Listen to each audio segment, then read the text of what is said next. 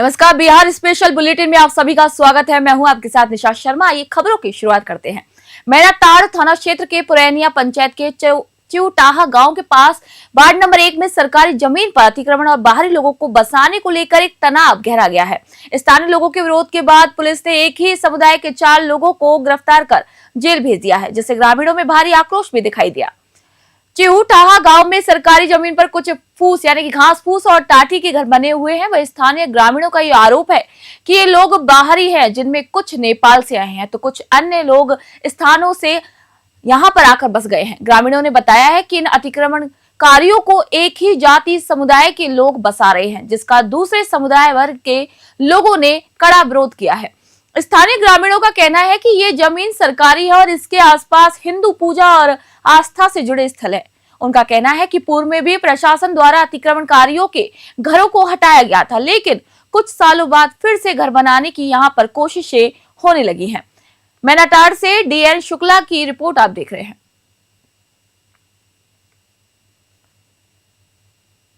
जहानाबाद के काको प्रखंड के पाली थाना क्षेत्र स्थित सलीमपुर लांजो गांव में गुरुवार देर रात एक सीएपी और कस्टमर सर्विस पॉइंट सेंटर में अचानक भीषण आग लग गई।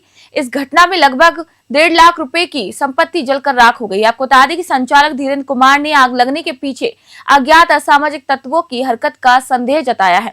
उनका कहना है कि परिस्थितियां संकेत देती हैं कि ये कोई शरारती कृत्य हो सकता है। वहीं आपको बता दें कि संचालक ने पूरे मामले की लिखित शिकायत पाली थाना को दे दी है। जहानाबाद से वरुण कुमार की रिपोर्ट आप देख रहे हैं।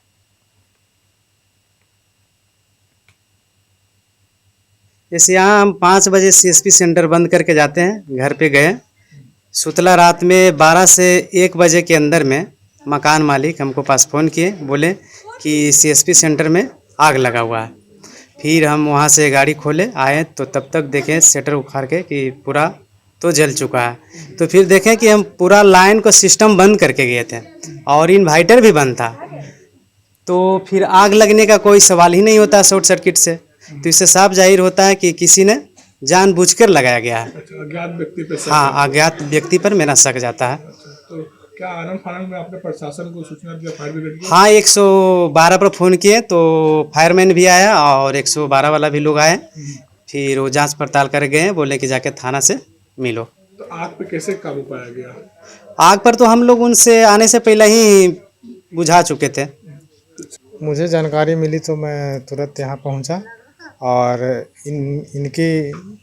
इन्होंने बताया कि मुझे किसी पे अभी शक नहीं है, अज्ञात लोगों पे शक है और इससे साबित होता है कि किसी न किसी ने जानबूझ के दुश्मनी समझ के इन्हें दुकान में आग लगाई गई है। क्या चीज़ की दुकान थी? ये सीएसपी सेंटर है, मध्य ग्रामीण बैंक का छोटा ब्रांच है और ये करीब 2 साल 3 साल से चल रही है और अच्छा पकड़ था। हाँ, ग्रामीणों का बहुत अच्छा था और इससे बहुत अभी नुकसान हुआ है ग्रामीणों का। क्या इनके मालिक या ओनर से बात करके क्या लगा कितने का नुकसान हुआ होगा? कुछ बताया आपको क्या? हाँ, कम से कम तो 2 से 2.5 के बीच में इनका लॉस है और इससे प्रशासनिक को इसमें सहयोग करने की ज़रूरत है और जहाँ तक मेरा गुजारिश है प्रशासन से कि इस पर सशक्त कार्रवाई करते हुए पहल करें। पूर्णिया शहर में लगातार हो रही बाइक चोरी की घटनाओं से परेशान लोगों का गुस्सा आज आखिरकार फूट पड़ा। समाहरणालय परिसर स्थित कॉर्पोरेट बैंक के पास बाइक चोरी करते हुए एक चोर को लोगों ने रंगे हाथों पकड़ लिया और उसकी जमकर यहां पर धुलाई भी कर दी। लोगों का कहना है कि पूर्णिया समाहरणालय और कचहरी परिसर से लगातार बाइक चोरी की जो वारदातें हैं वो लगातार हो रही थी, जिससे लोग दहशत में थे। आज जैसे ही चोर कॉर्पोरेटिव बैंक के पास बाइक चोरी करने की कोशिश कर रहा था तो लोगों ने उसे रंगे हाथों पकड़ लिया। आक्रोशित भीड़ ने चोर की पिटाई करने के बाद उसे पुलिस के हवाले कर दिया। वहीं इस घटना के बाद पुलिस चोरी की घटनाओं पर नियंत्रण और क्षेत्र में गश्त बढ़ाने की भी बात कह रही है। पूर्णिया से विनीत कुमार की रिपोर्ट आप देख रहे हैं।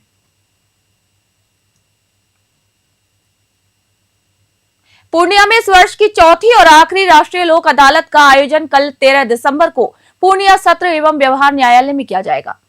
इस महत्वपूर्ण आयोजन से पहले पूर्णिया के व्यवहार एवं सत्र न्यायाधीश कन्हैया चौधरी ने राष्ट्रीय लोक अदालत जागरूकता रथ को हरी झंडी दिखाकर रवाना किया। इसी मौके पर पत्रकारों से बात करते हुए व्यवहार एवं सत्र न्यायाधीश कन्हैया चौधरी ने राष्ट्रीय लोक अदालत के महत्व पर प्रकाश डाला। पूर्णिया से विनीत कुमार की रिपोर्ट आप देख रहे हैं।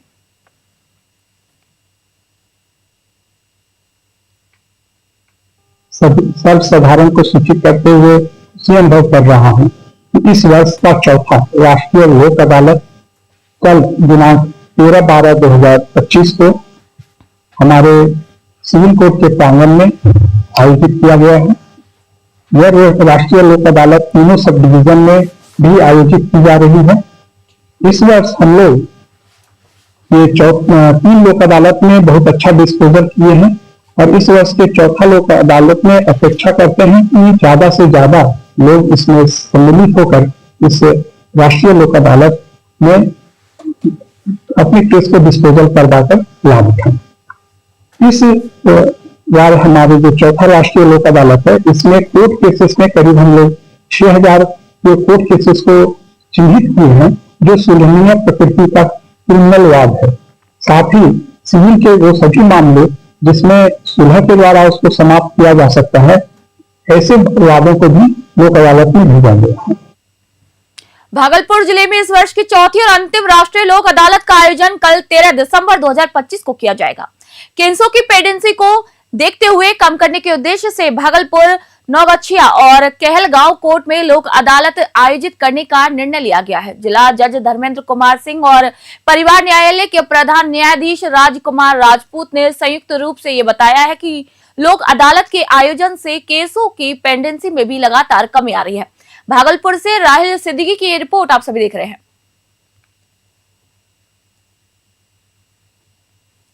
जैसा कि हमारे प्रधान जिला एवं सत्र न्यायाधीश ने आपको बताया कि इस बार हम लोग प्रथम बार भागलपुर में एक ट्रैफिक चालान की एक बेंच बैठाने जा रहे हैं, जो कि जज साहब के अथक प्रयास से और लोगों की डिमांड को देखते हुए, लास्ट टाइम कई लोगों ने इसकी डिमांड की थी, तो जज साहब ने खुद से कदम उठा के हमारे डीएलएसए सेक्रेटरी मैडम के माध्यम से इस बार बेंच गठित की गई है।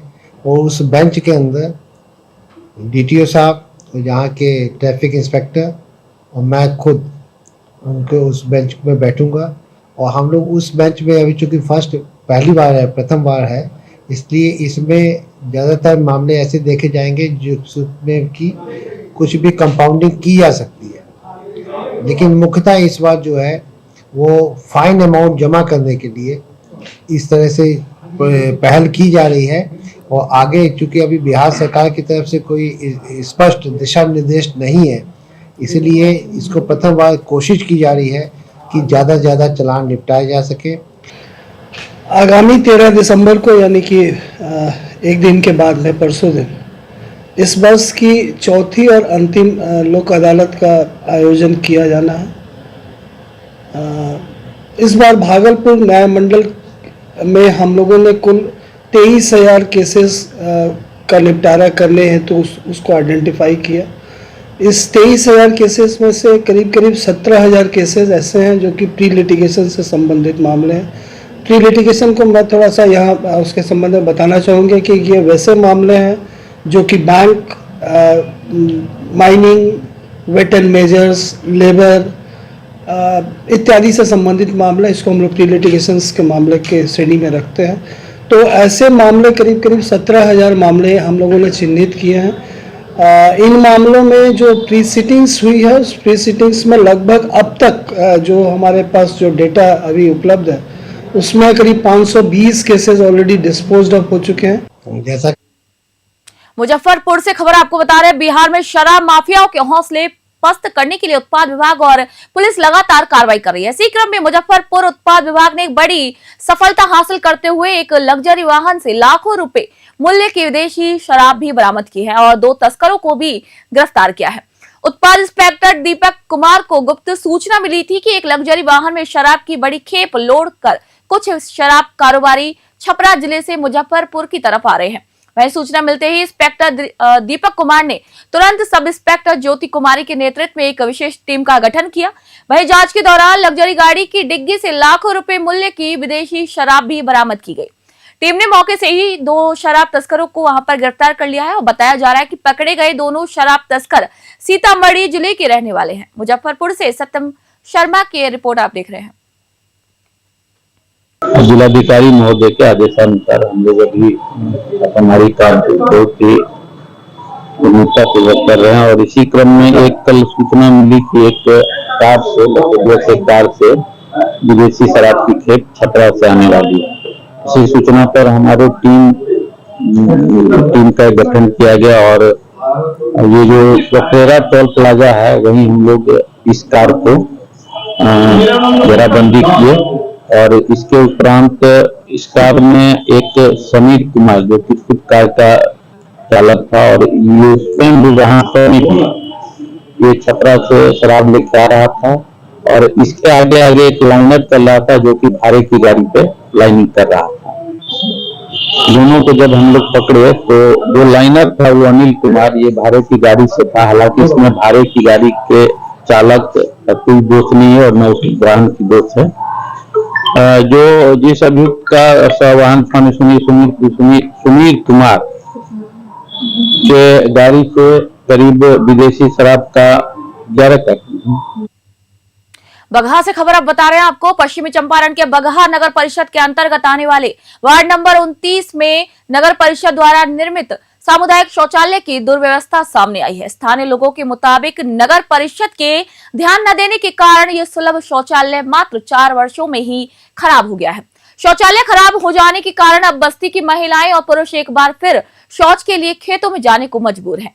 वार्ड नंबर 27 में भी बीआरसी भवन और एक्सरसाइज डिपो के बगल में सालों भर से जल जमाव की परेशानी बनी हुई है। वही रिपोर्ट के मुताबिक इस गंभीर समस्या पर ना तो सभापति महोदय का ना ही नगर परिषद के अधिकारियों का कोई भी ध्यान है। आरोप है कि संबंधित वार्ड कमिश्नर भी इसकी चिंता नहीं करते, उन्हें केवल वार्ड कमिश्नर बने रहने की चिंता लगी रहती है। रिपोर्ट में तंज कसते हुए कहा गया है कि अगर विकास देखना है तो बगहा आकर देखा जा सकता है कि यहाँ पर कितना विकास हुआ है। पश्चिमी चंपारण बगहा से मनोज श्रीवास्तव की रिपोर्ट आप देख रहे हैं। खबर मधुबनी में, जहां पर झंझारपुर के आरएस बाजार स्थित बैंक ऑफ इंडिया के शाखा प्रबंधक समीर कुमार पर एक ग्राहक ने दुर्व्यवहार करने और रिश्वत मांगने की गंभीर शिकायत ऑनलाइन दर्ज कराई है। नवटोल गांव निवासी मनोज कुमार झा ने अपने शिकायती आवेदन में यह बताया है कि वह अपनी पत्नी सुनैना देवी के खाते का टीडीआर यानी कि टर्म डिपॉजिट रसीद जमा करने के लिए बैंक गया था और उसने उनकी पत्नी सीढ़ी चढ़ने में असमर्थ थी और नीचे खड़ी थी। उन्होंने अपने नाम से आवेदन लिखकर पत्नी को दिया। वहीं मनोज झा का आरोप है कि प्रबंधक ने आवेदन देखकर उनकी पत्नी के खाते से नया टीडीआर बनाने और टीडीआर जमा करने से इनकार कर दिया। उन्होंने ये भी आरोप लगाया कि प्रबंधक ने कागज उनके चेहरे की तरफ फेंक दिया और बिना रिश्वत के काम नहीं करने की धमकी दी है। झंझारपुर आरएस शाखा के प्रबंधक समीर कुमार ने अपने ऊपर लगे सभी आरोपों को भी निराधार बताया है। मधुबनी से विकास झा की रिपोर्ट आप देख रहे हैं।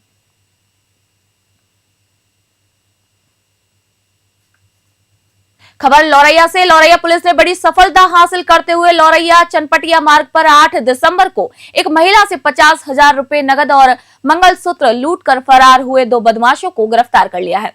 गिरफ्तार अभियुक्तों के पास से लूटे गए 31,500 रुपए नगद के साथ साथ 4 किलो गांजा भी बरामद किया गया है। नरकटियागंज एसडीपीओ जेपी सिंह ने कहा है कि पुलिस अधीक्षक डॉक्टर शौर्य सुमन के निर्देश पर लौरैया थाना अध्यक्ष रमेश कुमार शर्मा के नेतृत्व में एक विशेष टीम का गठन किया गया था। वहीं पुलिस ने तकनीकी अनुसंधान और वारदात में प्रयुक्त बाइक के नंबर के आधार पर दोनों बदमाशों की पहचान की है। एसडीपीओ ने ये जानकारी दी है कि वारदात के बाद भागते समय दोनों ही आरोपियों की बाइक एक स्कूल बस से टकरा गई थी, जिसके बाद वे बाइक छोड़कर वहां से फरार हो गए थे। छोड़ी गई बाइक से उनकी पहचान की पुष्टि की गई। लौरैया से मोनू ठाकुर की रिपोर्ट आप देख रहे हैं। खबर बेतिया से। मझौलिया प्रखंड के राजकीय प्राथमिक विद्यालय दुबौलिया में शुक्रवार को दोपहर लगभग 1 बजे मध्याह्न भोजन खाने से रसोइया समेत 9 स्कूली छात्र छात्राओं की हालत बिगड़ गई। छात्रों को पेट दर्द, उल्टी, चक्कर आने के बाद वे सभी बेहोश हो गए। आपको बता दें कि रसोइया बबीता देवी समेत सभी बीमार छात्र छात्राओं को सीएचसी में भर्ती कराया गया है। रसोइया और पीड़ित छात्रों ने प्रखंड शिक्षा पदाधिकारी बीईओ हफीजुर रहमान को ये बताया है कि अंडा सड़ा हुआ था और उसमें कीड़े चल रहे थे, जबकि छोला भी सड़ान युक्त था। विद्यालय परिसर में अफरा तफरी मचने के बाद एचएम अंजुम आरा की सूचना पर सीएचसी के स्वास्थ्य प्रबंधक शकील अहमद ने एम्बुलेंस भेजकर पीड़ितों को भर्ती कराया है। वहीं सीएचसी के चिकित्सक डॉक्टर प्रगति ने ये बताया है कि ओआरएस और इंजेक्शन देने के बाद भी सभी पीड़ितों की हालत सामान्य हुई है। फिलहाल सभी खतरे से बाहर है। घटना की सूचना मिलने पर बीआरसी में ट्रेनिंग दे रहे प्रखंड शिक्षा पदाधिकारी बीईओ हफीजुर रहमान तुरंत सीएचसी पहुंचे और पीड़ितों से मुलाकात कर उनका इलाज, उन्होंने हालचाल उनका जाना है। बेतिया से सत्येंद्र श्रीवास्तव की खास रिपोर्ट आप देख रहे हैं। बेतिया में आम लोगों की परेशानी को तेज, पारदर्शी और प्रभावी समाधान के उद्देश्य से आज बेतिया समाहरणालय सभागार में जिला पदाधिकारी डीएम तरनजोत सिंह की अध्यक्षता में जनता दरबार का आयोजन किया गया। जिले भर में आए फरियादियों की कुल 35 शिकायतों पर यहां पर सुनवाई की गई। आपको बता दें कि जनता दरबार की सबसे खास बात यही है कि कई शिकायतों का समाधान तुरंत मौके पर ही कर दिया गया और गंभीर मामलों में जिलाधिकारी ने संबंधित पुलिस और प्रशासनिक अधिकारियों से घटना स्थल पर ही फोन पर बात कर तुरंत कार्रवाई सुनिश्चित करवाई, जिससे कि फरियादियों ने संतोष व्यक्त किया है। जिला पदाधिकारियों ने अधिकारियों को अनावश्यक विलंब से बचने और प्रत्येक शिकायत का संवेदनशीलता के साथ निपटान करने का आदेश दिया है। बेतिया से गोविंद गिरी की रिपोर्ट आप सभी देख रहे हैं।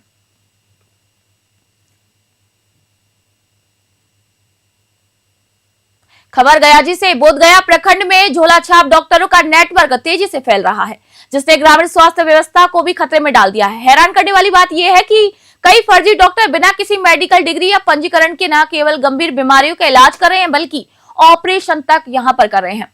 ग्रामीण क्षेत्रों में खुलेआम चल रहे अवैध क्लिनिक मरीजों की जान से खिलवाड़ कर रहे हैं और इनके पास ना तो कोई जांच की सुविधा है और ना ही कोई मानक उपकरण और ना ही कोई प्रशिक्षित स्टाफ।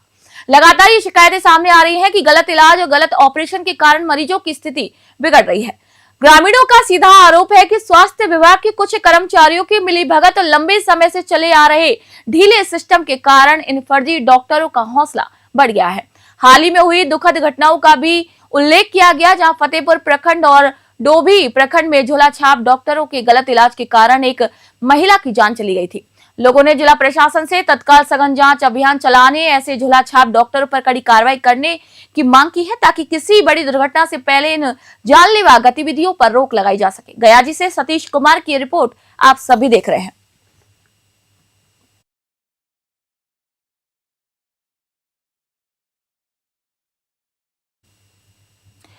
बिहार स्पेशल बुलेटिन में फिलहाल के लिए इतना ही। देश दुनिया की खबरों के लिए देखते रहिए न्यूज़ 21। मैं निशा शर्मा आप सभी से इजाजत मांगती हूँ।